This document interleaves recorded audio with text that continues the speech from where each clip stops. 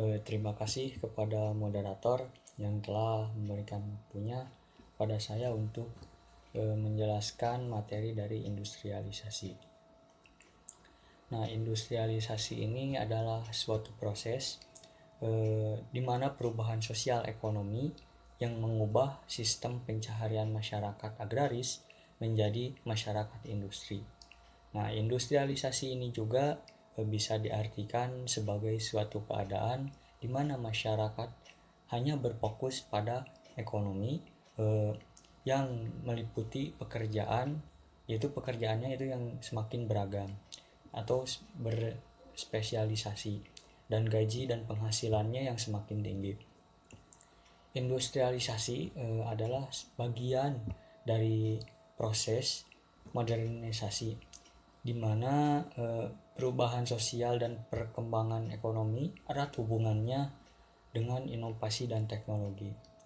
Dalam industrialisasi ada perubahan filosofi manusia di mana manusia mengubah pandangan lingkungan sosialnya menjadi lebih kepada rasionalitas. Rasionalitas itu tindakan didasarkan atas pertimbangan, efisiensi, dan perhitungan, tidak lagi mengacu pada moral, emosi, kebiasaan, ataupun tradisi. Nah, menurut Budiono, definisi industrialisasi adalah proses percepatan pertumbuhan produksi barang industri yang dilaksanakan di dalam negeri yang diimbangi dengan pertumbuhan yang serupa di bidang permintaannya atau yang berasal dari dalam negeri sendiri maupun luar negeri. Industrialisasi akan terhambat apabila aspek produksinya atau aspek permintaannya atau keduanya terhambat pertumbuhannya. Nah, yang selanjutnya ada sejarah industrialisasi. Sejarah industrialisasi itu yaitu revolusi industri pertama terjadi pada pertengahan abad ke-18 sampai ke awal abad ke-19 di daerah Eropa Barat, Amerika Utara, dimulai pertama kali oleh Inggris. Revolusi industri kedua terjadi pada pertengahan abad ke-19 setelah penemuan mesin uap, listrik, mesin pembakaran dalam tenaga fosil, dan pembangunan kanal-kanal rel kereta api sampai tiang listrik. Untuk yang terakhir yaitu dampak sosial dan lingkungan dari industrialisasi. Dari dampak sosial yaitu yang pertama ada urbanisasi. Urbanisasi ini terpusatnya tenaga kerja pada pabrik-pabrik di suatu daerah, sehingga daerah tersebut berkembang menjadi kota besar. Yang kedua ada eksploitasi tenaga kerja. Dan yang ketiga ada perubahan pada struktur keluarga. Pekerja harus meninggalkan keluarga agar bisa bekerja di mana industri itu berada. Perubahan struktur sosial berdasarkan pada pola praindustrialisasi, di mana suatu keluarga besar cenderung menetap di suatu daerah. Setelah industrialisasi keluarga biasanya berpindah-pindah tempat dan hanya terdiri dari keluarga inti, yaitu orang tua dan anak. Keluarga dan anak yang memasuki kedewasaan akan semakin aktif berpindah-pindah sesuai tempat di mana pekerjaan itu berada. Yang terakhir ada dampak lingkungan dari industrialisasi, yaitu masuk ke lingkungan hidup. Nah, industrialisasi menimbulkan banyak masalah penyakit seperti polusi udara, air, suara, masalah kemiskinan, alat-alat berbahaya, serta kekurangan gizi. Masalah kesehatan di negara industri disebabkan oleh faktor ekonomi, sosial politik, dan juga patogen atau mikroorganisme penyakit. Mungkin cukup sekian dari saya. Terima kasih. Materi selanjutnya adalah industrialisasi di Indonesia. Industrialisasi di Indonesia semakin menurun semenjak krisis ekonomi pada tahun 1998. Kemunduran ini bukanlah berarti Indonesia tidak memiliki modal untuk diinvestasikan pada dalam negeri. Membuka pasar dalam negeri adalah kunci penting bagi industri Indonesia untuk bisa bangkit lagi karena saat ini pasar di Indonesia dikuasai oleh produk-produk asing. Ada beberapa faktor yang mempengaruhi industrialisasi di Indonesia, antara lain faktor pembangkit dan faktor penghambat. Pada faktor pembangkit, yaitu yang pertama struktur organisasi. Perlu dilakukan inovasi dalam jaringan institusi pemerintah dan swasta yang melakukan impor sebagai pihak yang membawa, mengubah, mengembangkan, dan menyebarluaskan teknologi. Yang kedua itu ideologi.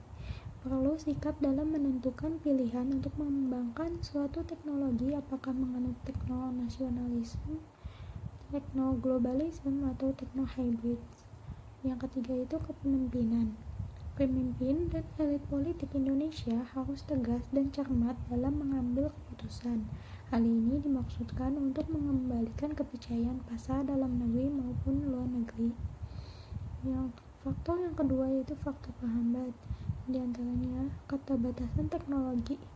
Kurangnya perluasan dan penelitian dalam bidang teknologi menghambat efektivitas dan kemampuan produksi. Yang kedua itu kualitas sumber daya manusia. Terbatasnya tenaga profesional di Indonesia menjadi penghambat untuk mendapatkan dan mengoperasikan alat-alat dengan teknologi terbaru. Yang ketiga, keterbatasan dana pemerintah. Terbatasnya dana pengembangan teknologi oleh pemerintah untuk mengembangkan infrastruktur dalam bidang riset dan teknologi. Selanjutnya itu pengertian UMKM. Pada bab 1 pasal 1 Undang-Undang Nomor 20 Tahun 2008 tentang UMKM atau usaha mikro, kecil, dan menengah, berdasarkan definisinya, pada intinya usaha mikro, kecil, dan menengah adalah suatu bentuk usaha ekonomi produktif yang dilakukan oleh orang perseorangan atau badan usaha perorangan yang memenuhi kriteria UMKM. Selanjutnya itu jenis-jenis UMKM. Terdapat beberapa perbedaan pada UMKM, yaitu usaha mikro adalah unit usaha yang memiliki aset paling banyak sebesar 50 juta rupiah, tidak termasuk tanah dan bangunan tempat usaha, dengan hasil penjualan tahunan paling besar 300 juta rupiah. Usaha kecil dengan nilai aset lebih dari 50 juta sampai dengan paling banyak 500 juta rupiah, tidak termasuk tanah dan bangunan tempat usaha, memiliki hasil penjualan tahunan lebih dari 300 juta rupiah hingga maksimum 2,5 miliar rupiah. Sedangkan usaha menengah adalah perusahaan dengan nilai kekayaan bersih lebih dari 500 juta rupiah hingga paling banyak 100 miliar rupiah. Hasil penjualan tahunan di atas 2,5 miliar rupiah sampai paling tinggi 50 miliar. Menurut sumber lain, terdapat jenis UMKM yang membedakan. Di antaranya adalah yang pertama livelihood activities, yaitu merupakan UMKM yang digunakan sebagai kesempatan kerja untuk mencari nafkah yang lebih umum, biasa disebut sektor informal. Contohnya itu pedagang kaki lima. Yang kedua itu micro enterprise, yaitu merupakan UMKM yang memiliki sifat pengrajin tetapi belum memiliki sifat kewirausahaan. Dan yang terakhir itu small dynamic enterprise, yaitu merupakan UMKM yang telah memiliki jiwa kewirausahaan dan mampu menerima pekerjaan subkontrak dan ekspor. Bismillahirrohmanirrohim. Materi selanjutnya yaitu mengenai peranan UMKM. UMKM diakui mempunyai peranan yang cukup penting dalam pembangunan serta pertumbuhan ekonomi baik di negara-negara maju maupun negara-negara berkembang. Hal ini dikarenakan UMKM mampu menyerap tenaga kerja paling banyak dibandingkan usaha besar, dan kontribusinya terhadap pertumbuhan PDB pun cukup paling besar dibandingkan usaha besar. Nah, yang selanjutnya yaitu mengenai kekuatan dan kelemahan UMKM. Untuk yang pertama yaitu mengenai kekuatan UMKM. Kekuatan UMKM diantaranya penyediaan lapangan pekerjaan yang diperkirakan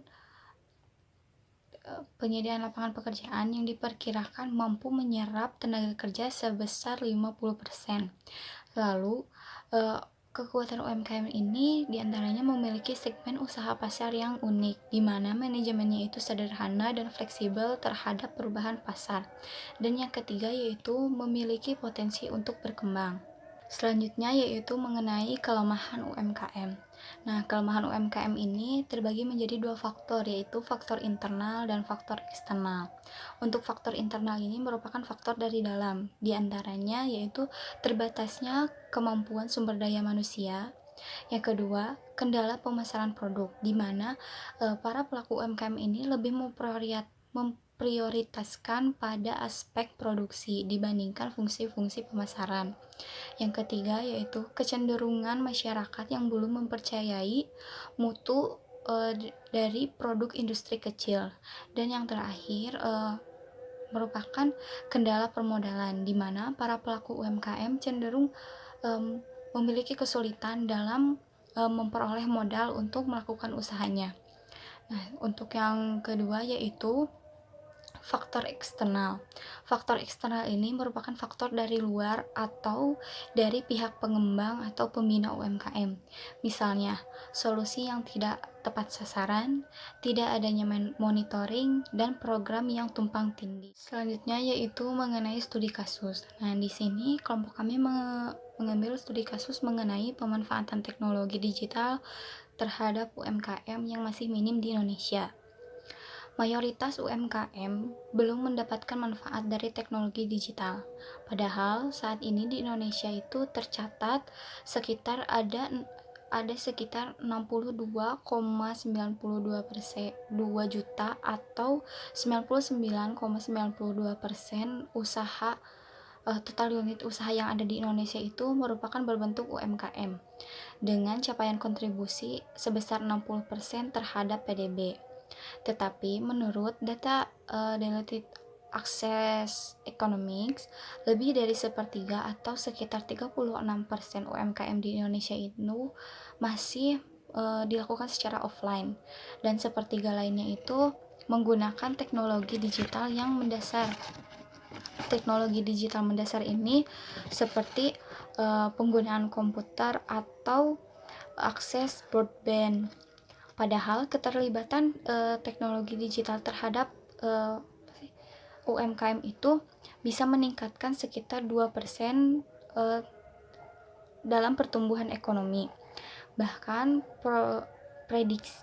diprediksi bisa